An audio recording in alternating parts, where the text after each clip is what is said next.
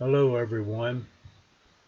Here we are on a Wednesday, the 23rd of October 2019. It is a Wednesday morning, about 11 o'clock in the morning, and we're flying around the Sheets project on Carlisle Street again today. A lot of activity down there today.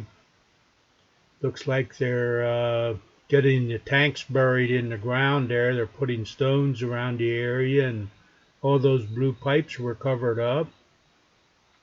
And as it gets around the building, there's a cement truck there on the right side of the building pouring cement. So a lot of cement going down the past couple of days, and it's a lot of people running around. And it's a little windy today. Not too bad, but it is breezy. Temperatures are in the lower 60s or higher 50s, in that range someplace. If you stick around to the end, you'll be able to see the flag blow down the street and see how windy it really is. And the usual, click on the link in the comment section. Click on the previous link to go back and check another day's video.